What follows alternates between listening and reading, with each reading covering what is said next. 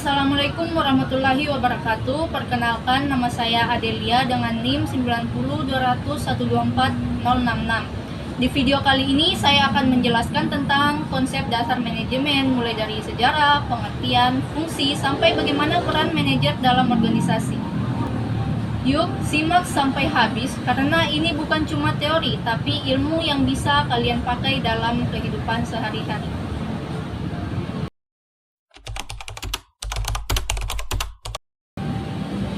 Sebenarnya praktik manajemen sudah ada sejak zaman dulu. Contohnya saat pembangunan piramida di Mesir ribuan tahun lalu. Mereka pasti menggunakan perencanaan, pembagian tugas, dan koordinasi agar proyek besar itu bisa selesai. Meskipun belum disebut manajemen, unsur-unsurnya sudah digunakan sejak saat itu. Pemikiran manajemen mulai berkembang saat Adam Smith menulis The Wealth of Nations.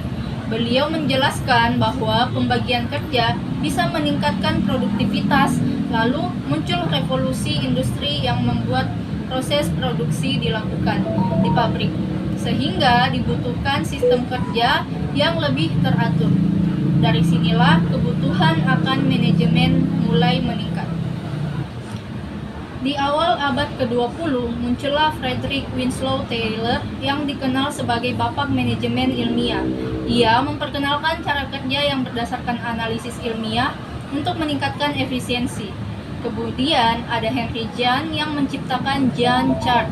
Gilbert bersaudara dengan studi gerak kerja, serta Henry Fayol yang memperkenalkan 5 fungsi manajemen, yaitu ada perencanaan, pengorganisasian, pengarahan, koordinasi, dan pengendalian. Era ini menekankan pentingnya struktur dan efisiensi dalam organisasi. Setelah itu, fokus manajemen mulai beralih ke aspek manusia. Mary Parker Follett menyarankan agar tujuan organisasi sejalan dengan tujuan individu. Lalu, Chester Barnard menekankan pentingnya komunikasi dan kerjasama. Jadi, era ini mengajarkan bahwa manusia bukan sekedar alat produksi, tapi bagian penting dari organisasi. Di era modern, muncul konsep manajemen kualitas total atau TQM. W. Edward Deming menyatakan bahwa kegagalan kualitas bukan karena pekerja, tapi karena sistem yang buruk. Joseph Juran juga menambahkan bahwa kualitas adalah bagian penting dari strategi manajemen. Intinya, manajemen modern fokus pada perbaikan sistem dan kepuasan pelanggan. Jadi, ilmu manajemen terus berkembang mengikuti kebutuhan zaman, mulai dari mengatur pekerjaan manusia hingga sistem yang kompleks. Mengapa manajemen itu penting? Nah, yang pertama itu, manajemen membantu mencapai tujuan. Dengan manajemen yang baik, setiap langkah kerja menjadi lebih terarah. Organisasi atau perusahaan bisa mencapai target secara lebih sistematis dan terukur. Nah, yang kedua, manajemen membuat pekerjaan lebih efisien dan hemat sumber daya. Tanpa manajemen, banyak waktu, tenaga, dan biaya yang terbuang sia-sia karena tidak ada perencanaan atau pembagian tugas yang jelas. Nah, yang ketiga, manajemen mengatur sumber daya manusia. Manusia adalah aset penting dalam organisasi.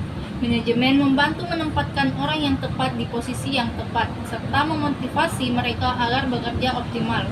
Nah, yang keempat, manajemen membantu dalam pengambilan keputusan. Dalam organisasi, banyak keputusan penting yang harus diambil. Manajemen memberikan data, analisis, dan strategi agar keputusan yang diambil tepat dan berdampak positif.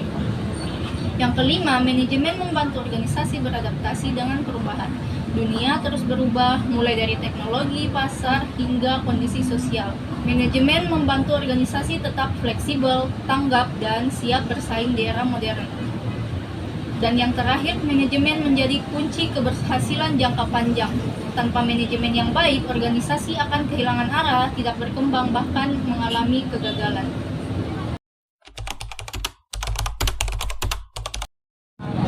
Manajemen adalah seni dalam menyelesaikan sesuatu melalui orang lain. Apa yang harus diselesaikan yaitu hal-hal yang menjadi tujuan dari organisasi. Manajemen dianggap sebagai seni karena membutuhkan keterampilan, kreativitas, dan intuisi dalam mengelola orang dan sumber daya untuk mencapai hasil yang diinginkan. Seorang manajer yang baik tidak hanya menerapkan teori tetapi juga memiliki bakat alami dalam memotivasi, berkomunikasi, dan memecahkan masalah. Tujuan utama manajemen adalah mencapai hasil yang telah ditetapkan. Ini bisa berupa tujuan organisasi, proyek, atau tugas tertentu. Manajemen tidak hanya tentang menyelesaikan pekerjaan itu sendiri, tetapi juga tentang bagaimana pekerjaan itu diselesaikan. Seorang manajer harus mampu mendelegasikan tugas, memberikan arahan, dan memotivasi tim untuk bekerja secara efektif.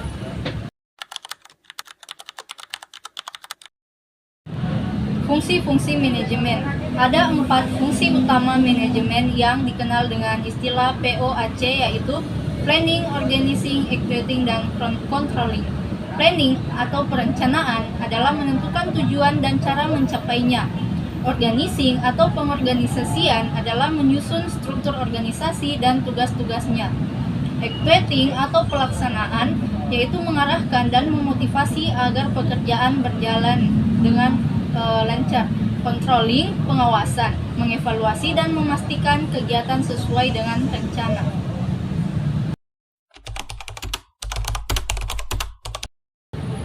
Fungsi operasional manajemen. Fungsi operasional ini berkaitan dengan bidang-bidang penting dalam perusahaan seperti yang pertama, produksi, bagaimana barang atau jasa dihasilkan. Yang kedua, pemasaran, bagaimana produk dikenal dan dijual ke masyarakat.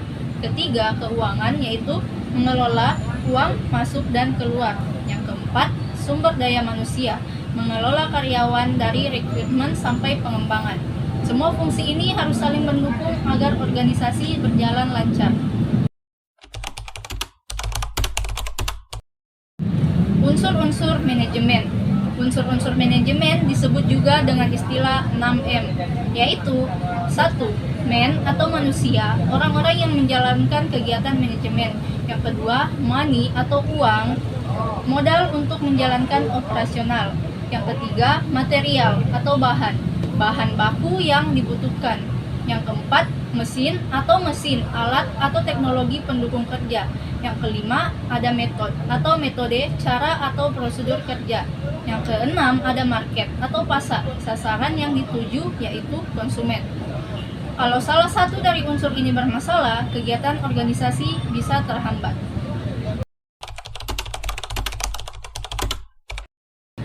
Seorang manajer harus memiliki 3 jenis keterampilan. Yang pertama, keterampilan teknis, kemampuan dalam bidang teknis atau spesifik. Yang kedua, keterampilan interpersonal, kemampuan berkomunikasi, memimpin, dan bekerja dalam tim. Yang ketiga, keterampilan konseptual atau kemampuan berpikir strategis dan membuat keputusan besar. Semakin tinggi posisi manajerial seseorang, semakin penting keterampilan konseptual.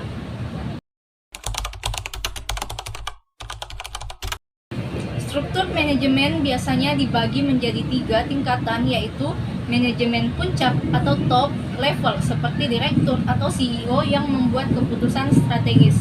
Nah, yang kedua manajemen menengah atau middle level seperti kepala divisi atau manajer yang menerjemahkan strategi ke dalam rencana kerja.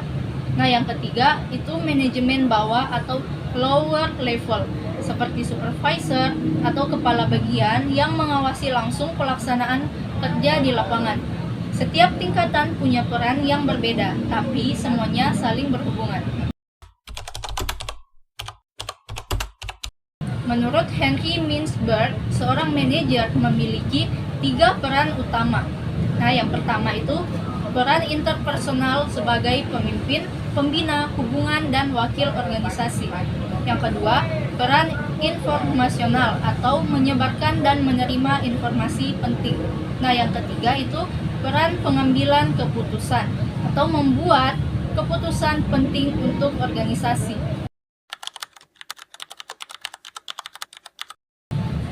Salah satu ayat yang menjelaskan mengenai manajemen yaitu ada pada Quran Surah Yusuf ayat 55, di mana bunyinya yaitu Bismillahirrahmanirrahim.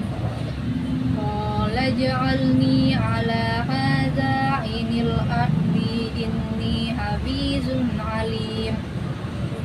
Artinya, Yusuf berkata, jadikanlah aku bendaharawan negara Mesir. Sesungguhnya aku adalah orang yang pandai menjaga lagi berpengetahuan. Keterkaitannya dengan manajemen yaitu Nabi Yusuf menonjolkan dua kriteria penting dalam manajemen, amanah atau integritas dan kompetensi atau kemampuan. Dalam dunia kerja modern, ini menggambarkan pentingnya profesionalisme dan etika kerja dalam memimpin dan mengelola sumber daya. Itulah penjelasan singkat dari saya mengenai konsep dasar manajemen. Terima kasih telah menonton dari awal hingga akhir. Sekian dari saya. Assalamualaikum warahmatullahi wabarakatuh.